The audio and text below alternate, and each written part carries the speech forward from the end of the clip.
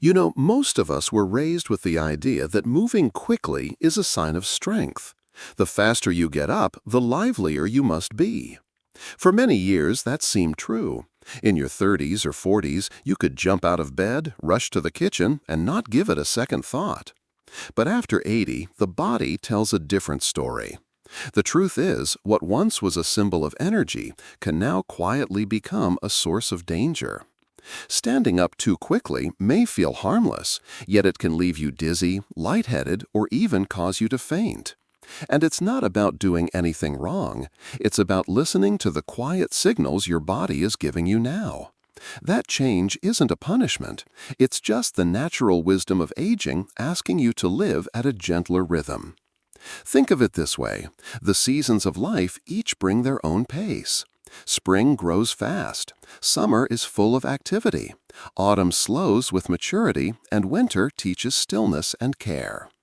Your body, in its 80s, is not failing you. It is simply moving into a season where careful movements protect your balance, your safety, and your independence. What once came easily now asks for mindfulness, not because you are weaker, but because you are wiser. Maybe you felt it yourself.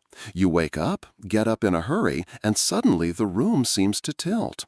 That flash of dizziness is your body's way of reminding you to pause, to give your circulation time to catch up. This pause is not wasted time. It is a moment of care, like waiting for a dear friend to walk beside you instead of running ahead. If you've ever wondered why this happens, the simple truth is that blood pressure changes with age, and your body needs a few more seconds to adjust when you shift from lying down to standing. It can feel frustrating at first, can't it? Especially if you were once the type to start your day with brisk energy. But what if slowing down is not a loss at all, but a kind of gift? A chance to treat the beginning of your day as a gentle ritual instead of a rushed routine. Ask yourself, do you really need to rise in an instant, or can you give yourself those extra moments of peace? Would it harm you to linger, or might it actually protect you? These are the quiet questions that help you live not just longer, but more safely, more comfortably. And remember, you're not alone in this. Many people your age notice the same thing.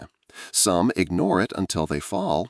Others listen and discover that life feels steadier when they let go of rushing. Which path will you choose? The answer lies not in forcing yourself to be as you once were, but in embracing who you are now, someone who has earned the right to move with care. Tell me in the comments, where are you reading this from? I'd love to know which part of the world you're in and how your mornings feel when you rise. Mary was 83 when she told me about the morning that changed her habits forever. She had always been a lively woman, proud of her independence, never asking for help unless it was truly necessary. One day she woke up, swung her legs out of bed as she had done for decades, and hurried toward the kitchen. Within seconds, the world spun around her, and she found herself on the floor, shaken and frightened. Fortunately, she wasn't badly injured, but the fear lingered. Her doctor later explained that her body simply couldn't adjust as quickly as it once had, and that she needed to give herself more time when rising. At first, she resisted this advice. It felt like giving in, like admitting defeat. But after some reflection, she realized it was not about losing strength, it was about gaining wisdom. From then on, Mary learned to pause, to sit quietly on the edge of her bed, to take a sip of water, and only then stand. Since making this change, she hasn't had another fall. Her story is a gentle reminder that slowing down does not mean weakness. Quite the opposite. It means honoring your body's needs and protecting your future independence. Sometimes our greatest strength is not in how fast we move, but in how carefully we listen. When you begin your day, try placing a glass of water by your bedside the night before. In the morning, instead of rushing, take a slow drink. It refreshes your system, helps your circulation wake up, and gives your body a signal that it is time to begin moving. Then, before standing, sit for a short while, let your feet find the floor, and breathe. Feel the ground beneath you. Only after you sense steadiness should you rise. This may sound like a small change, almost too simple to matter, but small changes are often the ones that protect us most. Think of it as giving your body a chance to catch up with your spirit. You have lived long enough to know that life is not a race anymore. It is about quality, comfort, and care. Ask yourself gently, do you sometimes push yourself to move as quickly as you once did, even though your body is asking for patience? Can you allow yourself the kindness of a slower rhythm? These are not questions of discipline, but of self-love. If Mary could turn her fear into a new habit that now gives her peace, perhaps you can too. And if you feel resistance, that voice inside saying, "I don't want to slow down," remember that slowing down isn't giving up, it's choosing safety and freedom. You're not limiting yourself, you're protecting yourself so you can keep enjoying the days ahead with more confidence. If you find this kind of gentle advice helpful, make sure to subscribe. That way you won't miss the next steps that can help you care for your body with the respect and kindness it deserves. When you rise too quickly, what happens inside your body is both simple and profound. Your heart and blood vessels have always worked like a quiet orchestra, adjusting the flow of blood with each movement you make.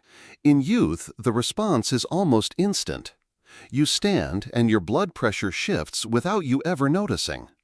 But after 80, this orchestra does not play quite as fast. The blood, which should rush upward to your brain, takes a little longer to adjust. Doctors call this orthostatic hypotension, but in plain words, it means that your brain is briefly left with too little oxygen. The result is that sudden wave of dizziness, that sense that the floor has slipped out from under you, sometimes even a fainting spell. It helps to imagine it this way. Think of an old garden hose left in the sun for years. When you first turn on the water, the pressure isn't steady. It sputters before flowing smoothly. Your blood vessels, after decades of service, behave in a similar way. They can still do their job, but they need a little more time to find their rhythm. And that small delay is exactly why you feel unsteady if you push yourself to move too fast. Knowing this is not meant to frighten you. On the contrary, it is meant to give you understanding and peace of mind. When you know the cause, you stop blaming yourself. You stop thinking, "Why can't I do this the way I used to?" and start saying, "My body is wiser now, and it is asking me to move differently." That shift in perspective is powerful. It frees you from shame and turns caution into an act of self-respect. You might ask yourself, how many times have I ignored the small warning signs, brushing off that moment of dizziness as nothing? How often have I told myself to just push through, pretending I was still 30 or 40? And how would it feel instead to listen, to pause, to honor those signals? These gentle questions are not about limiting you. They are about protecting your freedom, keeping you safe to enjoy your days without unnecessary risk. The beauty of the body, even at 80 or 90, is that it is still remarkably adaptable. When you give it those few extra seconds to adjust, it responds with steadiness. When you rise slowly, your circulation has the time it needs to balance. That means fewer falls, fewer scares, and more confidence in your daily life. So the next time you feel that temptation to rush, remember what is truly happening inside you. Your heart is still strong, your vessels are still faithful, but they are asking you for patience. And patience at this stage of life is not weakness. It is wisdom. It is the choice to move in harmony with the body you have now instead of forcing it to behave as it did decades ago. In that harmony lies safety, dignity, and the quiet strength of acceptance. The morning can be one of the most tender moments of your day, a time when your body is shifting from rest to movement, from stillness to action. It is also the time when you are most vulnerable, which is why creating a small ritual for yourself can make all the difference. Think of it as giving yourself a soft landing into wakefulness rather than a sudden push. When you first open your eyes, instead of rushing, allow yourself to simply be. Wiggle your fingers and toes. Feel the life flowing gently back into your limbs. This small gesture signals to your body that it is time to awaken without forcing it. When you are ready, roll slowly onto your side. This position makes it easier for your circulation to adjust, preventing that sudden rush of dizziness. Take a breath, let yourself feel supported by the bed, and notice the rhythm of your breathing. Then, as if you were greeting a new day with ceremony, push yourself up into a sitting position. Place your feet flat on the ground. There is something grounding about feeling the earth beneath you, even if it is only the floor of your bedroom. Here is where patience becomes your ally. Before you stand, take a pause of 30 to 60 seconds. In that time, place a hand on your lap, close your eyes if you like, and breathe slowly. Let your heart catch up, let your blood pressure settle, let your mind arrive fully in the moment.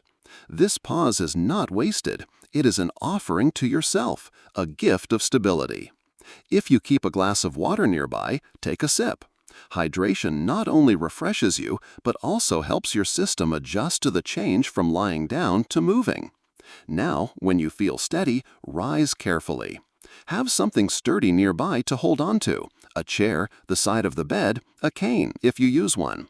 This isn't a sign of weakness, it is a sign of wisdom. You are choosing safety over haste, dignity over unnecessary risk. Each step you take in this manner affirms your respect for the body that has carried you so far. Think of this not as a checklist, but as a ritual, a quiet morning ceremony that honors both your body and your years. The truth is, your body still wants to serve you well, but it needs a little more kindness from you now. Ask yourself, do I give my body the time it asks for, or do I rush it in ways that leave me vulnerable? Wouldn't it feel better to start the day with gentleness rather than urgency? These steps may seem simple, almost too ordinary to matter, but their power lies in their simplicity. When practiced daily, they become second nature, a rhythm that protects you without effort. In embracing this slower way of rising, you are not only preventing falls, you are also creating a moment of mindfulness, a pause that sets the tone for the rest of your day. Every small act of care is a form of strength, and each gentle beginning is a promise to yourself that you are worthy of safety, of steadiness, and of peace. There is a belief many people carry quietly inside, that slowing down means losing independence, that gentleness is somehow a sign of decline. But this is a misunderstanding. To move more slowly, to pause before standing, to breathe before rushing into the day, these are not acts of weakness, they are acts of wisdom. They are the practices of someone who has lived long enough to know that life is not measured by speed, but by presence. When you allow yourself to rise carefully, you are not giving up your strength, you're protecting it. Aging invites us to live differently.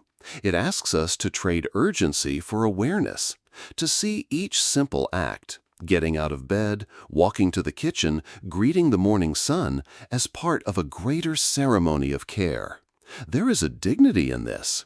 What once felt ordinary becomes sacred. The choice to slow down is not a loss, but a declaration. I am still here, and I choose to honor this moment. I once spoke with Arthur, who, at 90, had learned this lesson after a small fall in his garden. For most of his life, he had prided himself on being quick, always the first to get up, to move, to act. But after that fall, he realized that the body he had relied on was asking for something new: gentleness.